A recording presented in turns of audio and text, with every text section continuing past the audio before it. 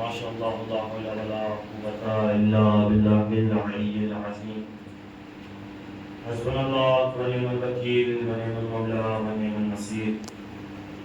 رب اشرح لي صدري ويسر لي امري واحلل عقدة من لساني يفقهوا قولي.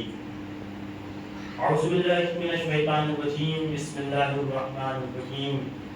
الحمد للہ رب العالمین. الصلاة والسلام على اشرف الانبیاء والمرسلین سیدنا ونبینا وشفیع ذنوبنا وطبیب نفوسنا وحبیب قلوبنا مولانا ومولا الثقلین جد المولاد حسن والحسین ابی القاسم المصطفى محمد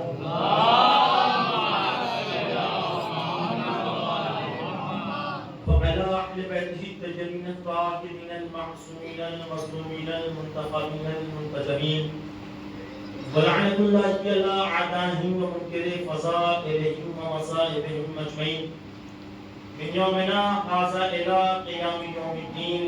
أما بعد فقد قال رسول الله صلى الله عليه وآله وسلم حسين مني وأنا من الحسين. احب الله من احب حسینا وابغض الله من ابغض حسینا. صلوات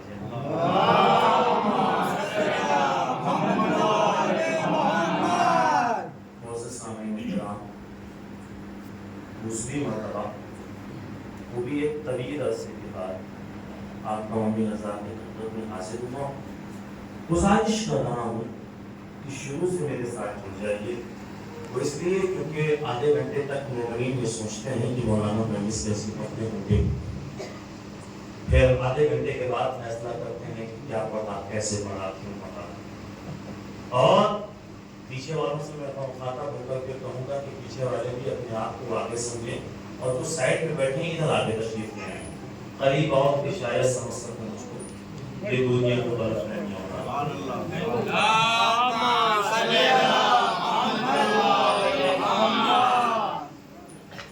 1400 سال گزر گئے. 1400 سال کی گزر جانے کے بعد آج بھی دنیا اس پس و پیش میں ہے، اس کنفیوژن میں ہے. یہ پریشان ہے میرے ساتھ کہ ہمیشہ چھوٹوں کی پہچان بڑوں کے ذریعے سے ہوتی ہے.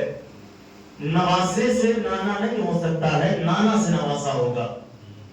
تو رسول اسلام کو یہ کہنا چاہیے تھا حسین و منی، یعنی حسین مجھ سے ہے، دیٹس آل، بات تمام ہو جاتی. لیکن یہ وَأَنَا مِنَ الْحُسَيْن کا مطلب کیا ہے؟ یہ رسول اسلام نے یہ کیوں فرمایا کہ میں بھی حسین سے ہوں؟ ظاہر سی بات ہے، بڑوں کی پہچان ہوتی ہے. بات کو آسان کرتا چلوں کہ میں یہاں پر مجلس پڑھنے کے لیے آیا ہوا ہوں 2 سال کے بعد. میں یہاں بچوں کو نہیں جانتا. ایک بچہ میری مجلس میں آ کر کے بیٹھ جائے، میں اس سے کہوں میرے بغل والے شخص سے بھائی ان کو جانتے ہیں، وہ اگر ان کو جانتا ہوگا تو وہ کیا کہے گا؟ بہت ہسٹری سے ساتھ بہت ایک مقصد تک پہنچانا چاہتا ہوں آپ کو. میں پوچھوں گا کہ بھائی یہ بچہ کون ہے؟ آپ کہیں گے صاحب ان کو نہیں جانتے، یہ فلاں صاحب کے بیٹے ہیں، فلاں صاحب کے پوتے ہیں، فلاں صاحب کے بھتیجے ہیں، فلاں صاحب کے بھانجے ہیں، فلاں کے نواز ہیں. یہ تعارف کا طریقہ ہوتا ہے کہ چھوٹے بچے کو اس کے بڑے کے ذریعے سے پہچانوا دیا گیا. لیکن میں 20 سال کے بعد پھر دوبارہ پلٹ کر کے آؤں. 20 سال کا مسئلہ یہ ہوتا ہے کہ انسان کی صورت بدل جاتی ہے، سیرت بدل جاتی ہے، تصویر بدل جاتی ہے، تقریر بدل جاتی ہے، ہاتھوں کی لکیریں بدل جاتی ہیں، بیٹھنے کا طریقہ، بولنے کا طریقہ، بات کرنے کا طریقہ، ساری کی ساری چیزیں اس کی تبدیل ہو گئی. میں نہیں پہچان پا رہا ہوں بھائی 20 سال کے بعد یہ بچہ کون ہے. میں پھر پوچھوں گا کہ بھائی یہ بچہ کون ہے؟ آپ پھر جواب دیں گے فلاں کو نہیں جانتی. یہ وہی بچہ ہے جو آج سے 20 سال پہلے مجلس میں آیا ہوا تھا. کون؟ فلاں کا بیٹا، فلاں کا بھتیجا، فلاں کا پوتا، فلاں کا بھانجا، فلاں کا نواسا. بات یہاں پر تمام ہو گئی، تعارف میرا ہو گیا. لیکن یہی وہ بچہ جو 20 سال تک اس کی جوانی آ جانے تک وہ پہچانوایا جا رہا تھا اپنے بڑوں کے ذریعے سے کہ فلاں کا بھتیجا، فلاں کا پوتا، فلاں کا بھانجا، فلاں کا بیٹا. لیکن یہی وہ لڑکا جوان ہو کر کے اتنا جوان ہو گیا کہ سر پر سہرا سجا کر کے اپنی بارات لے کر کے جب دوسرے کے دروازے پر پہنچ رہا ہے. اب جب میں پوچھوں گا کہ یہ جوان کون ہے تو کل تک جو تعارف بنایا جا رہا تھا کہ یہ فلاں کا بیٹا ہے، فلاں کا بھتیجا ہے، فلاں کا بھانجا ہے، فلاں کا نواسا ہے، اب یہاں سے تعارف کا طریقہ بدل جائے گا. اب لوگ کہیں گے کہ یہ دولہے کے بابا ہیں. توجہ کیجئے گا، یہ دولہے کے دادا ہیں، یہ دولہے کے نانا ہیں. کل تک جو پہچانوایا جا رہا تھا اپنے بڑوں کے ذریعے سے پہچانوایا جا رہا تھا، لیکن ایک مقام آ جانے تک اب اس کے بڑے اس کے ذریعے سے پہچانوائے جا رہے ہیں. تو میں یہاں پر بات کو آسان کرتا ہوا آگے بڑھوں کہ حسین جب تک مدینے میں ہیں، رسول کے نواسے ہیں، علی کے بیٹے ہیں، فاطمہ کے لخت جگر ہیں، حسن کے بھائی ہیں، ابو طالب کے پوتے ہیں، لیکن حسین جیسے ہی سر پہ شجاعتوں کا سہرا سجا رہے ہیں، دین محمدی کی بقا کی بارات کو لے کر کے کربلا کے میدان میں پہنچ رہے ہیں. اب یہاں پر تعارف کا طریقہ بدل جائے گا. مدینے میں حسین جو ہے پہچانوائے جائیں گے، رسول کے ذریعے سے پہچانوائے جائیں گے. حسین پہچانوائے جائیں گے، علی کے ذریعے سے پہچانوائے جائیں گے. حسین پہچانوائے جائیں گے تو فاطمہ کے ذریعے سے پہچانوائے جائیں گے. حسین پہچانوائے جائیں گے تو حسن کے ذریعے سے پہچانوائے جائیں گے. لیکن حسین نے جیسے ہی دین محمدی کی بقا کی بارات کو لے جا کر کے کربلا کے میدان میں قیام پذیر کیا، اب یہاں پر محمد پہچانوائے جائیں گے تو حسین سے پہچانوائے جائیں گے، علی پہچانوائے جائیں گے تو حسین سے پہچانوائے جائیں گے، فاطمہ پہچانوائے جائیں گی تو حسین سے پہچانوائے جائیں گی، حسن پہچانوائے جائیں گے تو حسین سے پہچانوائے جائیں گے. اسی لیے تو کہا ہے رسول نے ایک مقام پر کہ حسین مجھ سے ہے. ایک مقام پر جانے کے بعد حسین میرے لیے ایسا کارنامہ کر دے جائے گا، میرے لیے حسین ایسی قربانی دے لے جائے گا کہ جس کے بعد میرا وجود بذات خود حسین سے جڑتا چلا جائے گا. اب جہاں جہاں حسین کا نام لیا جائے گا وہاں وہاں میرا نام باقی رہے گا، اور جہاں میرا نام لیا جائے گا وہاں حسین زندہ رہتا چلا جائے گا. یہ تو رسول نے فرمایا ہے. کوئی گاڑی بات تو نہیں کر رہا ہوں. اچھا بات کون آسان کرتے چلے. ایک چیز ہوتی ہے وجود، ایک چیز ہوتی ہے بقا. ہو سکتا ہے میرا وجود کسی اور کے ذریعے سے ہو لیکن اس کی بقا میرے ذریعے سے ہو. تو حسین کا وجود کسی اور کے ذریعے سے ہے لیکن رسول کی بقا حسین کے ذریعے سے ہے. کیسے ہے؟ مثال کے طور پر یہ عزا خانہ بنا ہوا، الیاس صاحب نے عزا خانہ کیوں بنوایا؟ ان کے بیٹوں نے. اس لیے اس کا مقصد کیا ہے؟ یہاں پر مجلس ہو، یہاں پر ماتم ہو، یہاں پر محفلیں ہوں، یہاں پر حسین کی عزاداری ہو.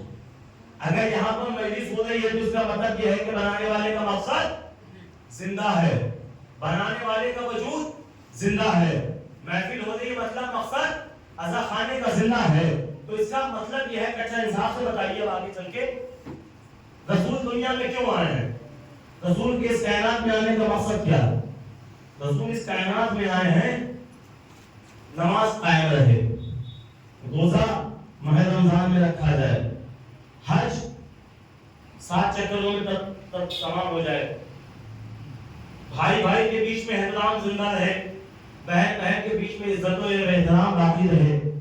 اگر دین محمدی میں کوئی چیز حلال ہے، خدا کسی چیز کو حلال کہہ رہا ہے تو وہ ہمیشہ حلال رہے. اگر کسی چیز سے روک رہا ہے تو ہمیشہ مومنین اس سے قریب نہ جائیں. رسول اسی لیے تو آئے ہوئے ہیں نا.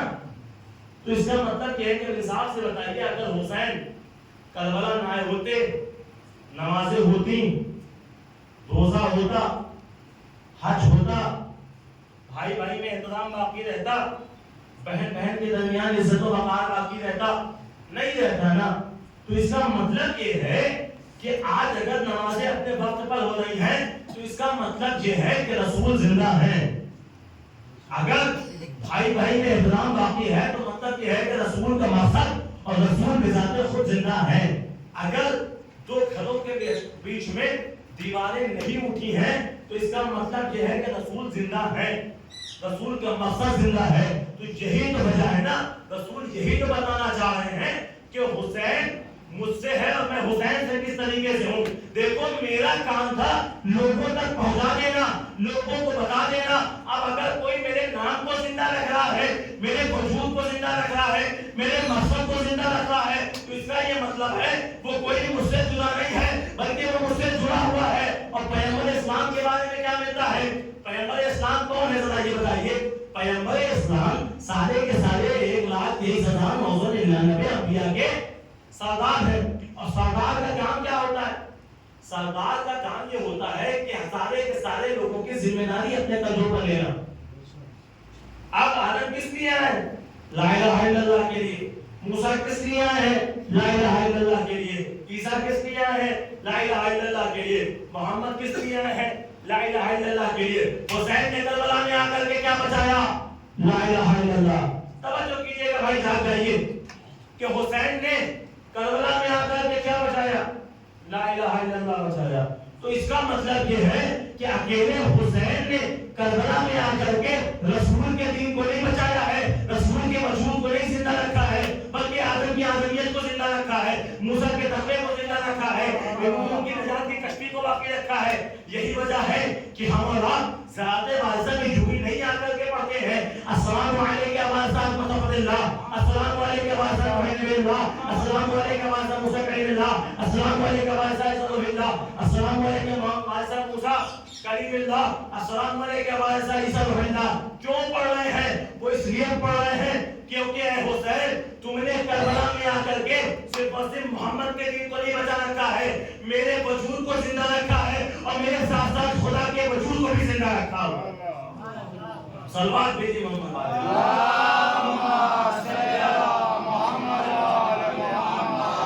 تو یہ امام حسین نے کارنامہ کیا ہے کہ جس طریقے سے انبیاء کی وراثت کو پیغمبر اسلام نے بچایا، تو اس پیغمبر اسلام کی وراثت کو امام حسین علیہ السلام نے بچایا. حسین کربلا میں آ کر کے کیا کر رہے ہیں؟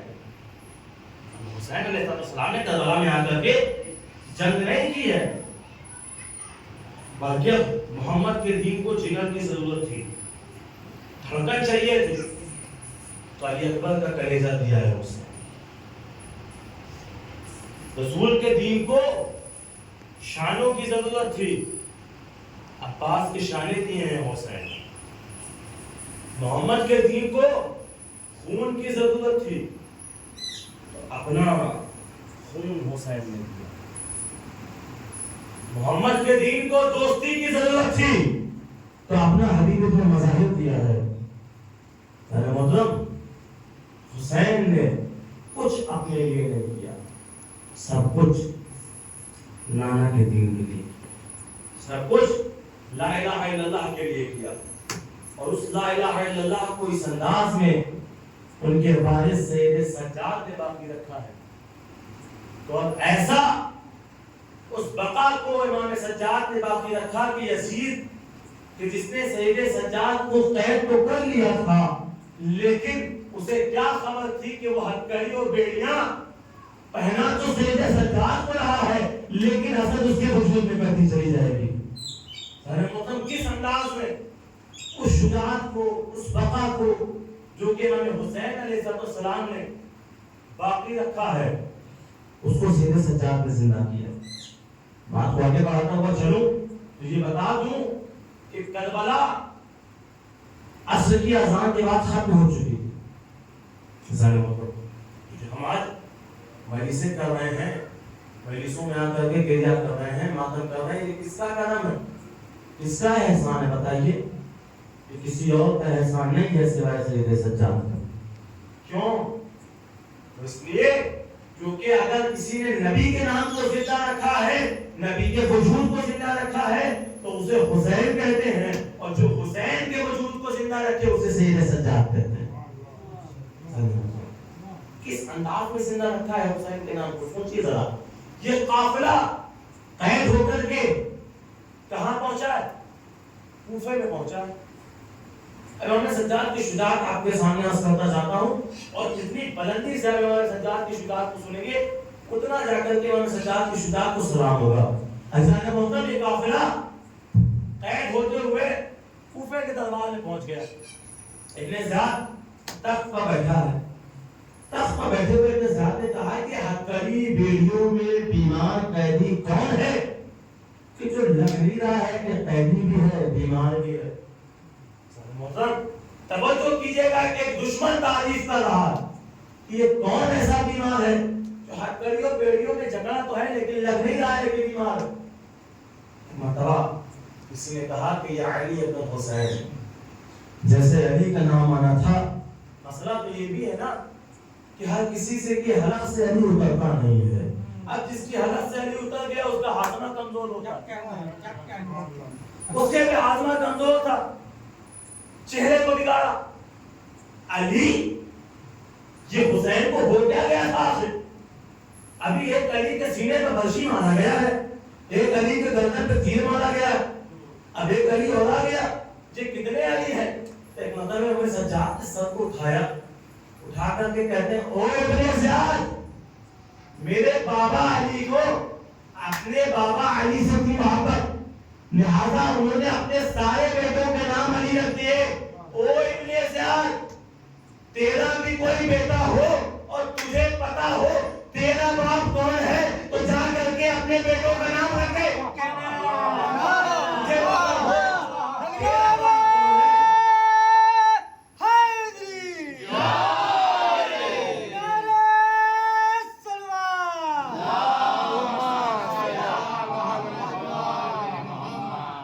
دیکھیے میری مجلسوں میں بڑی مشکل سے نعرے رکھتے ہیں, اور کبھی اگر غلطی سے نعرہ لگ جاتا ہے تو میں سامعین سے کہتا ہوں کہ دیکھیے جب بھی اپنی زبان سے یا علی کہیے گا, یہ زبان کو ہلا کر کے یا علی مت کہیے گا, بلکہ یہ سمجھیے گا کہ یہ علی کے نام کی ذوالفقار چلا رہا ہے. توجہ کیجیے گا, ایک مسئلہ لے کر کے جا رہا ہوں کہ آپ سوال کریں گے کہ ایک زبان تلوار کا کام کیسے کر سکتی ہے.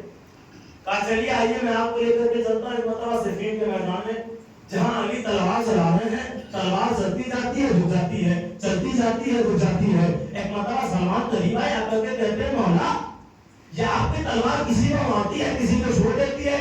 کہا ہے سلمان یہ میری تلوار جس کا نام ذوالفقار ہے, یہ آنے والی 7 نسلوں کو دیکھ کر کے اترتی ہے اور یہ پتہ بتاتی ہے کہ اس کی آنے والی نسلوں میں کون مومن ہے کون منافق ہے. تو یہ علی کی تلوار تھی جو علی کے ہاتھوں میں تھی اور آنے والی 7 نسلوں کا پتہ بتا کر کے چلتی تھی. اور یہ ہماری زبان ہے, یہ ہمارے منہ کے اندر جو ہمارے پروردگار نے لے رکھی ہے, تو ہم جب نام علی کی یا علی کی ذوالفقار کو چلاتے ہیں تو یہ آنے والی نسلوں کا پتہ نہیں بتاتی بلکہ گزری ہوئی 7 نسلوں کا پتہ بتاتی ہے.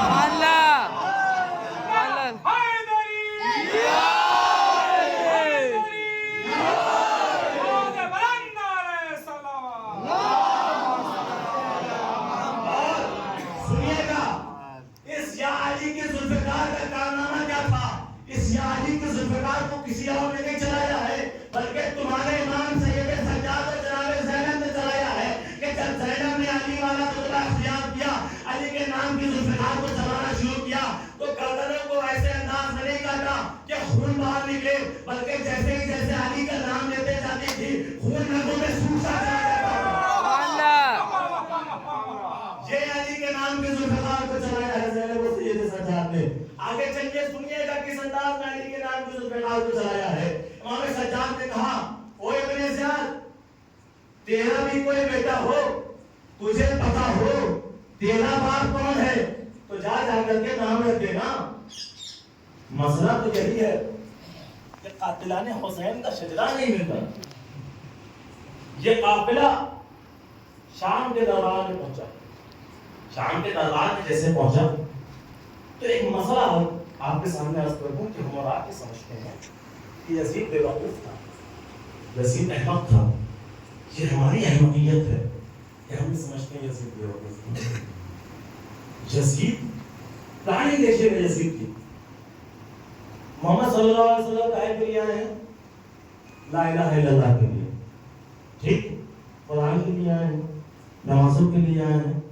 وہ بتا رہے ہیں کہ ہم خدا کے, ہمارا کلانا خدا کے سب سے قریب ہے. اور یزید نے اہل بیت علیہ السلام کو قید کروایا, ان کو شہید کروایا, ان کا خون بہایا, اور لوگوں کو جمع کر کے یہ بتانا چاہا ہے کہ دیکھو یہ حکومت, یہ دین, یہ قرآن, یہ سب آل محمد کر رہے ہیں. اگر خدا کے یہ قریب ہوتے تو میں نے مانگ کیا ہے آ کر کے خدا بچا لیتا, میں نے قید رکھا ہے, اگر خدا کے یہ قریب ہوتے تو خدا ان کو آزاد کر دیتا. یہ پوری پلاننگ فٹ تھی. اور اب ذرا یہ بتائیے کہ وہ جانور جو یزید کے بھیجے ہوئے تھے انہوں نے علی اصغر کو تو شہید کر دیا, سید سجاد کو پیٹ پھوڑا تھا. سوال پیدا ہوتا ہے نا بھائی کہ جنہوں نے 6 مہینے کے علی اصغر کو مار دیا ہے وہ 35 سال 36 سال کے سید سجاد کو کیوں چھوڑے ہوئے؟ تو اس کا فلسفہ بتا دوں کہ جب مکے کو رسول اسلام نے فتح کر دیا، جب مکہ فتح ہو گیا تو رسول اسلام آ کر کے مکہ میں تشریف فرما دے، لوگ آتے جاتے تھے، بلایا جاتا تھا کہ یا رسول اللہ انہوں نے آپ کے اوپر اوجڑیاں پھینکی ہیں، جو میں نے تمہیں معاف کیا۔ یا رسول اللہ اس نے کانٹے بچھائے تھے، میں نے معاف کیا۔ یا رسول اللہ اس نے آپ کو نازلہ الفاظ کہے تھے، معاف کیا۔ پورے مکے کی گلیوں میں صدا گونج رہی ہے کہ پیغمبر سب کو معاف کر رہے ہیں، معاف کیا، معاف کیا، معاف کیا۔ شام کے وقت ایک سردار کہ جس کا نام ابو سفیان تھا، وہ آیا، وہ یہ سوچا کہ مجھے بھی معاف کر دیا جائے گا۔ تو ابو سفیان جیسے ہی سامنے آیا تو وہ پیغمبر جو صبح سے لے کر کے شام تک کہہ رہے ہیں، توجہ کیجیے گا اور تعریف کو سمجھیے گا کہ کیوں سید سجاد کو چھوڑا گیا ہے۔ ایک مقصد تک لے کر کے جانا ہوں، بیدار ہو کر کے سنیے گا۔ جیسے ہی اپنے ذات معاف کیجیے گا، ابو سفیان پہنچا ہے پیغمبر کے سامنے، وہ پیغمبر جو صبح سے لے کر کے شام تک کہہ رہے ہیں میں نے تمہیں معاف کیا، میں نے تمہیں معاف کیا، میں نے تمہیں معاف کیا، میں نے تمہیں بخش دیا۔ جیسے ہی اپنے ابو سفیان کو سامنے دیکھا، سامنے دیکھنا تھا، چہرے کو موڑ کر کے کہتے ہیں جا میں نے تجھے آزاد کیا، جا میں نے تجھے آزاد کیا۔ اب جو پیغمبر سب کو معاف کر رہا ہے، ابو سفیان کو آزاد کر رہا ہے، اب جیسے یہ مسجد سے باہر ہے، ارے اس کو تو پیغمبر نے آزاد کر ڈالا ہے، مطلب یہ پیغمبر کا غلام تھا۔ توجہ، مطلب یہ پیغمبر کا غلام تھا۔ اب بات یہاں سے آگے بڑھی، بچے دیکھتے جائے، ہنستے جائیں، یہ محمد کا آزاد کرتا ہے، یہ محمد کا آزاد کرتا ہے۔ تو اس کو یہ بات بڑی بری لگی، دل میں اس کے یہ بات بیٹھ گئی کہ اب مجھے مکے میں نہیں رہنا، ایسی جگہ رہنا ہے کہ جہاں پر اسلام نہ ہو۔ تو یہ اپنے گھر والوں کو ساتھ لے کر کے شام تک پہنچ گئے۔ تو شام میں پہنچا، اس کا آخری پتہ ہے جس نے وصیت کی، وصیت یہ تھی کہ جیسے محمد نے مجھ سے کہا ہے کہ جا میں نے تجھے آزاد کیا، ویسے تم محمد کے کسی گھرانے والے سے کہو میرا بدلہ لو کہ میں نے تمہیں آزاد کیا۔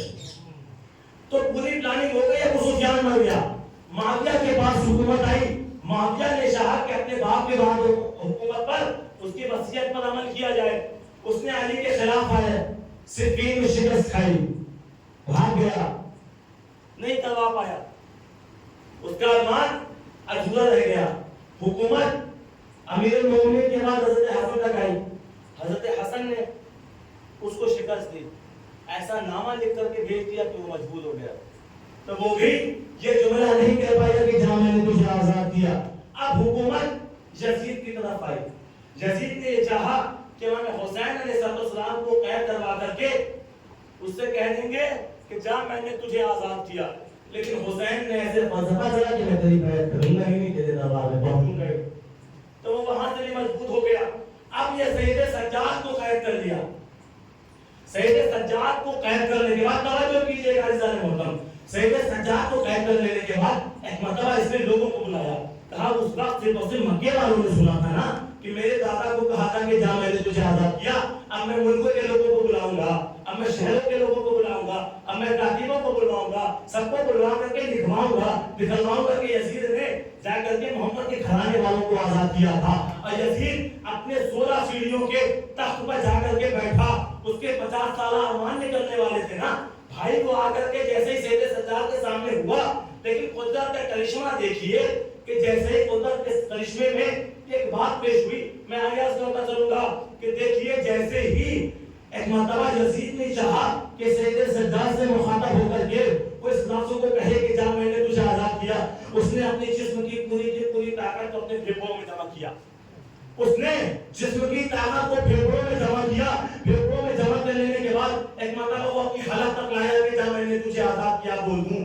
جیسے ہی اس کی حلق سے زبان کی نوک پر یہ جملہ آنے والا تھا کہ جا میں نے تجھے آزاد کیا، ویسے ہی سید سجاد کے کاندھوں پر ایک خاتون نے ہاتھ رکھا، سید سجاد کو پیچھے کیا اور پیچھے کرنے کے بعد کہتی ہے او یمن طلقا، اے ہمارے آزاد کرنے وہ ہمارے آزاد کردہ غلام کے بیٹے۔ جیسے ہی آزاد کردہ غلام کے بیٹے کا لفظ ہوا، وہ 700 کرسی نشین جو بیٹھے تھے सैयद सज्जाद के बारे में लिखते हैं तो एक मर्तबा यजीद की तरफ आंखों को करके कहते हैं, यजीद हाकिम बना बैठा, तू तो गुलाम का बेटा, तुमको धोखा दे रहा था, तू तो आजाद कर रहा। देखिए मसला होता है कि अगर किसी का बाप खराब हो तो बात आम हो जाती है भाई, चलो बाप के जरिए से नहीं, माँ के जरिए से उसकी इज्जत कर ली जाए। तो जनाब ज़ैनब यहाँ पर नहीं दुखी, एक मर्तबा कहती हो या मैंने तो लगा ऐ आजाद करदा गुलाम के बेटे, ओ झंडे वाली औरत के बेटे,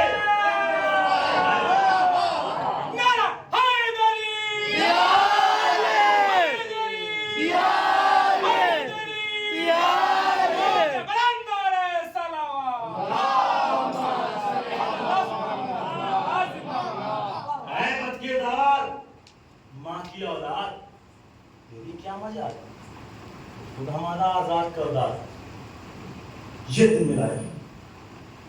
इसने खतीब को हुक्म दिया, जल्दी से मिंबर पर जाओ और जाने के बाद हमारी तारीफें करो, इनकी बुराइयां करो। खतीब मिंबर पर आया, अभी मैं मिंबर कहूंगा जब तक सैयद सज्जाद उसे लकड़ियों का ढेर नहीं।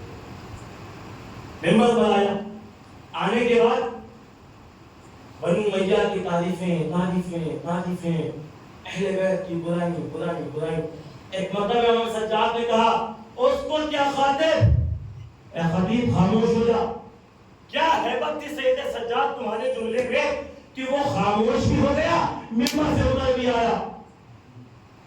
इमाम सज्जाद ने कहा, उतर जा इस लकड़ियों के ढेर से। किसी ने कहा, लकड़ियों का ढेर नहीं है कैदी, ये मिंबर है।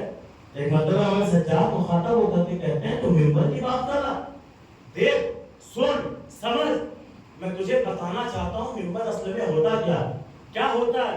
सुन, ये लकड़ियों का ढेर कि जब तू इस पे जाता है तो झरझराने की आवाज आती है, तवज्जो कीजिएगा, इस पे झरझराने की आवाज आती है, तरह तरह की आवाजें आती है। सुन, चल मैं मदीने में तुझे एक मिंबर दिखाता हूँ कि जहाँ पर मेरा बाबा उस पर सवार होने के बाद जब उस पर सवार हुआ है ना, तो झरझराने की आवाज नहीं आ रही है, तरह तरह की आवाजें नहीं आ रही है, बल्कि वो मिंबर जो कि गोशे पैगंबर था वो कह रहा है, सुभान अल्लाह सुभान अल्लाह सुभान अल्लाह।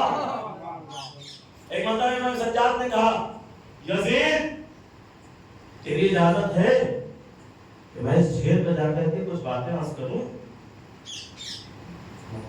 यजीद ने कहा, नहीं, कोई इजाजत नहीं है। लोगों ने कहा, यजीद कैदी है, बीमार है, लावा दे, क्या कह देगा, बोलने दे, जाने दे। मतलब नहीं, मैं इसे जाने नहीं दूंगा। क्यों? वो इसलिए क्योंकि इन्होंने इल्म को ऐसे पाया है कि जैसे परिंदे अपने बच्चों को खाना।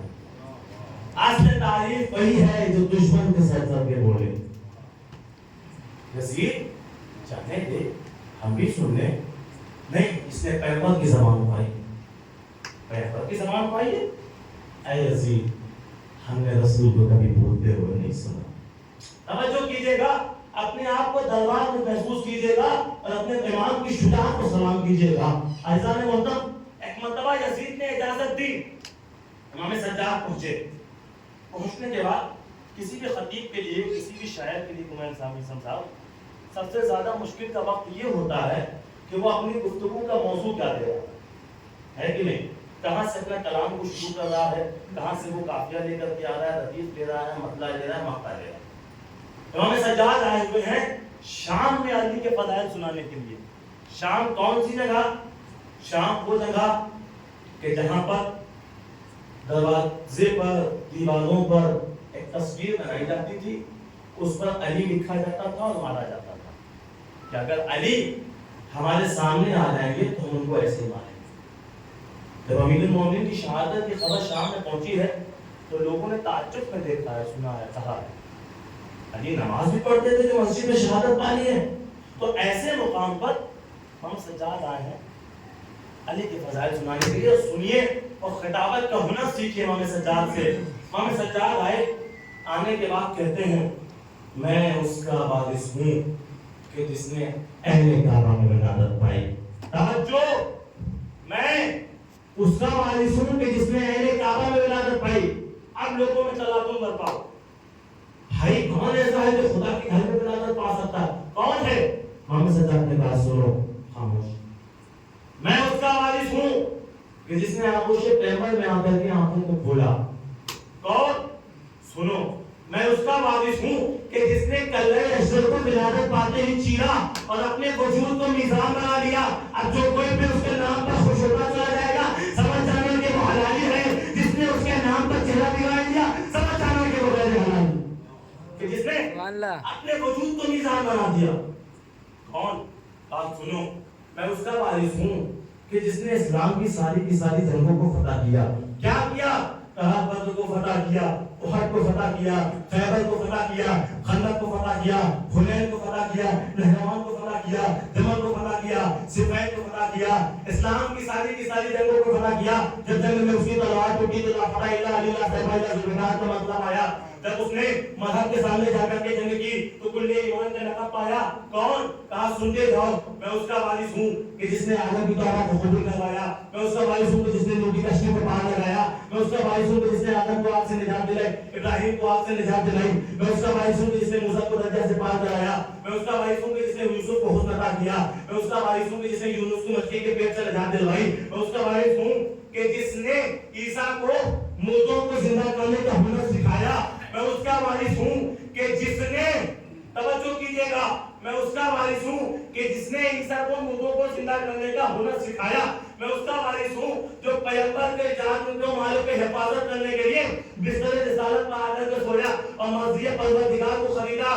کون؟ کہا سنتے جاؤ، میں اس کا وارث ہوں کہ جو مومن کی شفاعت کرنے والا ہے، میں اس کا وارث ہوں کہ جو مومن کی سراہنے والا ہے، میں اس کا وارث ہوں کہ جو مومن کے قبر کے حساب و کتاب کا جواب دینے والا ہے، میں اس کا وارث ہوں کہ جو بتانے والا ہے کہ تمہارا خدا کون ہے، تمہاری کتاب کون ہے، تمہارا کعبہ کون ہے، تمہارا پروردگار کون ہے؟ کون ہے؟ کہا سنتے جاؤ، میں اس کا وارث ہوں کہ جو لوگوں کو پولیس راہ سے دور کرانے والا ہے، میں اس کا وارث ہوں کہ جو لوگوں پر جا کر کے لا فتح الا علی کا سایہ کرنے والا ہے، میں اس کا وارث ہوں کہ جو مومنین کو جنت میں بھیجنے والا ہے، اور میں اس کا وارث ہوں جو منافقین کو جہنم میں پھینکنے والا ہے۔ آپ لوگوں نے پوچھا کون ہے وہ کہ جس کے اتنے فضائل ہیں اور ہمارے درمیان سے گزر بھی گیا، ہم کو پتا بھی نہ چل پایا؟ تو ایک مرتبہ ہمیں سجاد نے جواب نہ دیا بلکہ یزید کی طرح مخاطب ہو کر کے کہتے ہیں یزید بول بتا جس کے اتنے فضائل ہو وہ تیرا دادا تھا یا میرا دادا؟ وہ یزید بتا کہ وہ تیرا دادا تھا یا میرا دادا تھا؟ ایک مرتبہ سارا کا سارا مجمع یزید کی طرح مخاطب ہوا، یزید کو دیکھتا جا رہا تھا۔ امام سجاد کہہ رہے ہیں یزید بول، یزید بتا، یزید بولتا کیوں نہیں ہے، یزید خاموش کیوں ہے؟ اب وہ دربار یزید، توجہ کیجئے گا، اب وہ دربار یزید کہ جہاں لوگ یزید کو مولا کہنے والے، سید کہنے والے، آقا کہنے والے، سردار کہنے والے، سر کو جھکا دینے والے، ہاتھوں کو جوڑ لینے والے، اس مقام پر یزید سے کہہ رہے ہو یزید بول، یزید بتا، یزید بول۔ اب یہاں پر لگ ہی نہیں رہا ہے کہ کوئی قیدی کسی بادشاہ سے بات کر رہا ہو، لگ ایسا رہا ہے کوئی بادشاہ اپنے نمک حرام غلام کو اسی شخصیوں کے لیے ڈانٹ رہا ہو۔ ہمیں سجاد کہہ رہے ہیں یزید بول، یزید بولتا کیوں نہیں؟ یزید بتا نا جس کے اتنے فضائل ہیں وہ تیرا دادا تھا یا میرا دادا تھا؟ اب یزید نے مرتبہ تمہارا تو حکم دیا کہ اگر سید سجاد کو روکنا ہے تو کیا کیا جائے؟ تو مشاوروں نے کہا کہ اذان دو۔ ایک نہیں، یہی تو ہے نا کہ جب نام علی کو زلزلات چلتی ہے تو لوگ بیچ میں لے کر کے چلے آتے ہیں اذان، نماز۔ میں جملہ کہنا چاہتا ہوں اشارے میں، بھائی ویڈیو بن رہی ہے، سمجھ جائیے گا۔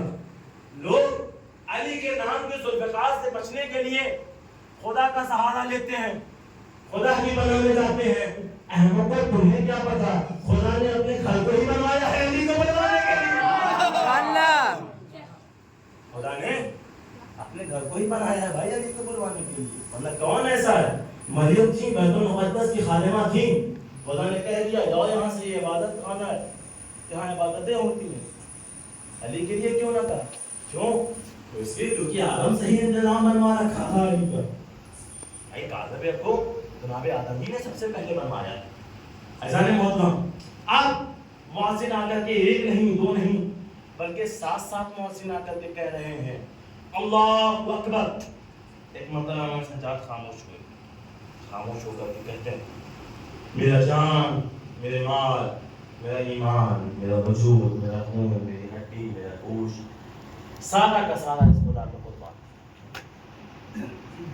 امام سجاد نے ایک دس اور دیا کہ دیکھو ہم کوئی دین کے باغی نہیں ہے بلکہ ہم خدا والے ہیں جو اپنی جان مال عزت و آبرو خدا کے لیے قربان کرتے ہیں. مرتبہ مؤذن نے کہا اشہد ان لا الہ الا اللہ, امام سجاد نے کہا اشہد ان لا الہ الا اللہ. ایک مرتبہ مؤذن کہتا ہے اشہد ان محمد رسول اللہ. اب جیسے ہی اشہد ان محمد رسول اللہ کی آواز آنا تھا امام سجاد نے کہا وہ مؤذن خاموش ہوتا ہے پیسے کے لیے. ایک مؤذن کو خاموش کرا کر کے یزید کے طرف مخاطب ہو کر کے کہتے ہیں اور وہ یزید کا دربار, یزید کا تخت کہ جس پہ یزید نے پلانی کر رکھی تھی, اونچائی پہ جا کر کے زیر سجاد سے بولے گا کہ جب میں نے تجھے آزاد کیا.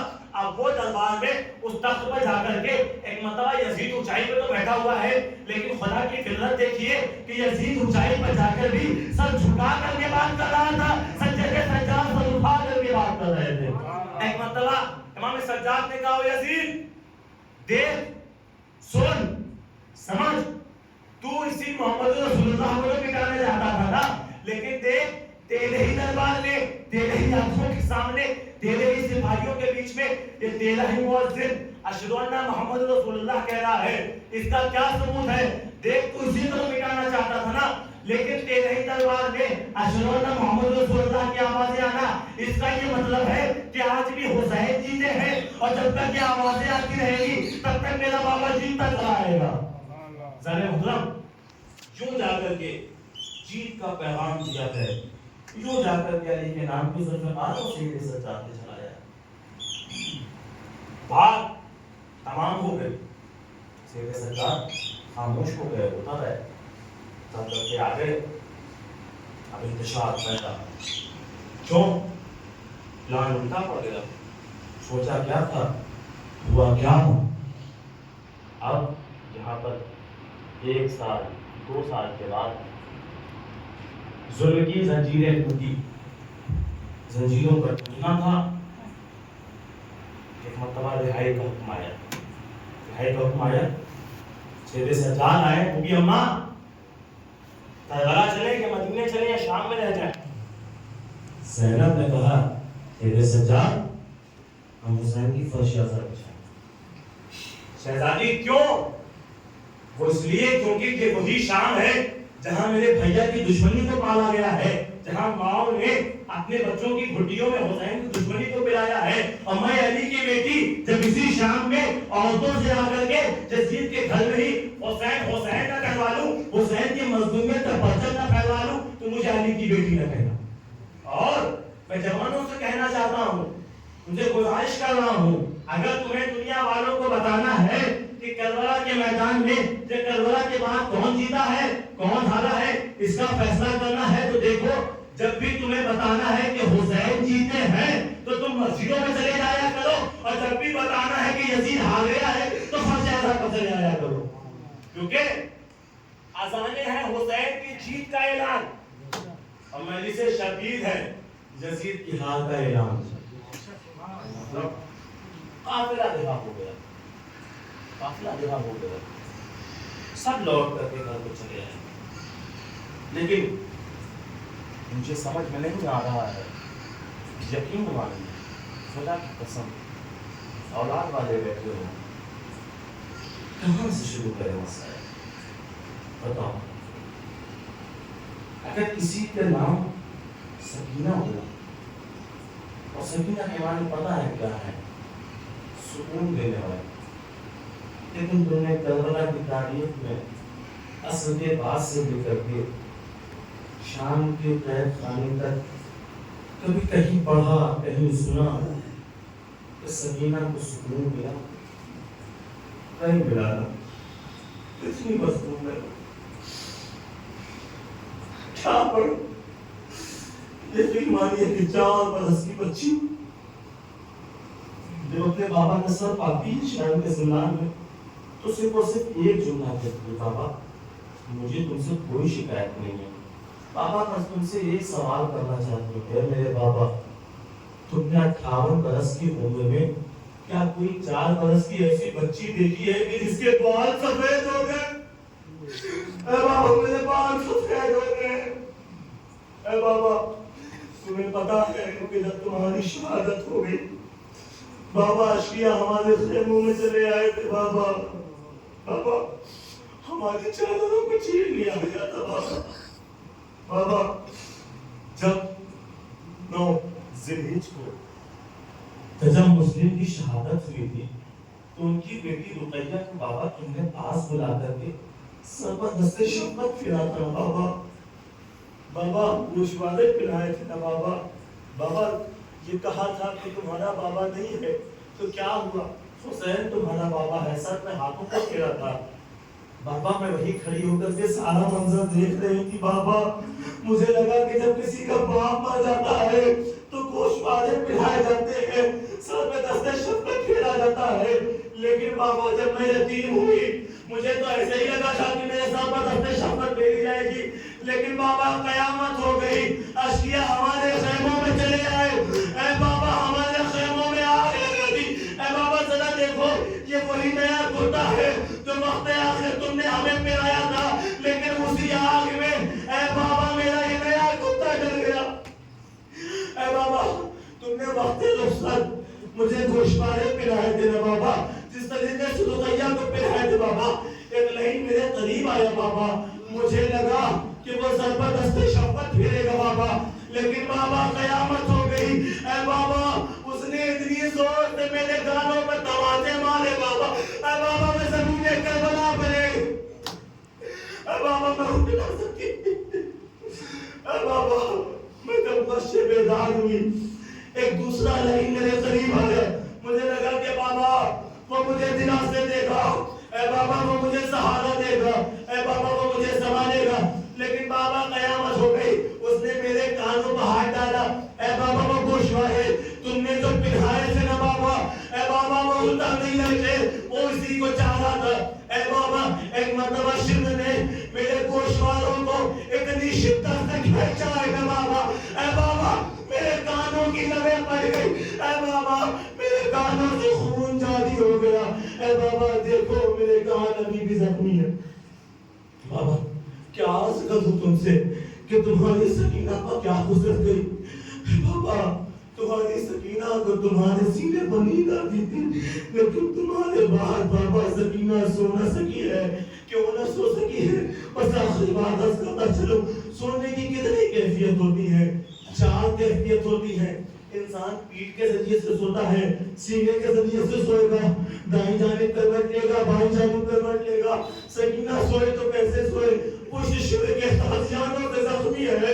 سینہ بے تجامہ ہونٹوں کی وجہ سے سلا ہوا ہے، ہاتھوں کو پسے پشت اتنی شدت سے باندھا گیا ہے کہ رسیوں کا زخم تازہ ہے، سکینہ سوئے تو کس انداز میں سوئے، ہاں ایک مرتبہ سکینہ کہتی ہے بابا میرے ساتھ سب سے زیادہ مشکل کا وقت کب آیا تمہیں پتہ ہے نا بابا، کہا بابا میرے ساتھ سب سے زیادہ مشکل کا وقت تب آیا کہ بابا ایک رسی تھی 12 گلے بندے تھے، سب سے آگے بھیا سجاد تھا، جب میرا بھیا اپنی گردن کو اٹھائے اے بابا میرے پاؤں زمین کربلا سے اٹھ جاتے تھے، اے بابا میں ہواؤں کے درمیان آ جاتی تھی، اے بابا میری گردن پر نگاہ کرو، دیکھو میرے بابا میری گردن زخمی ہے، الغرض بابا سے شکایتیں کرتے ہوئے اپنے مصائب کو پڑھتے ہوئے سکینہ نے آنکھ بند کی، امام سجاد نے بابا کے سینے سے سکینہ کے سینے سے بابا کے سر کو ہٹایا، چند لمحے گزر گئے،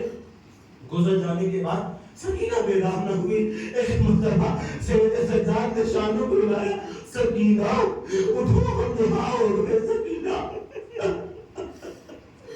سکینہ ہم نہا ہو گئے، چلو گھر چلے، کوئی آواز نہیں، ایک مرتبہ سکینہ جو آواز دیتے ہیں کوئی آواز نہیں، ایک صدا دیتے ہیں اے پھوپھی اماں قیامت ہو گئی، ارے وہ بچی جو شام کے زندان کے دروازے پر روز آ کر کے کہتی تھی بھیا ہم گھر کب جائیں گے، بھیا ہمیں مدینہ کب نصیب ہوگا، لیکن اے پھوپھی اماں دیکھو ہمیں مدینہ جانا تو نصیب ہوا، لیکن اے پھوپھی اماں ہماری بہن وہ جو وراثت وہ امانت جو بابا نے تمہیں سونپی تھی وہ سکینہ شب کے تازیانے سہتے ہوئے ظلم کی سختیاں سہتے ہوئے ہم سب کو چھوڑ کے اس زندان شام میں رخصت ہو گئی. مسیحهم بسینا سلام علیکم مختلفین انا للہ فإنا إليه راجعون. جزم کا مسائل ہی بنو ما لها ہمارے مختصر اثر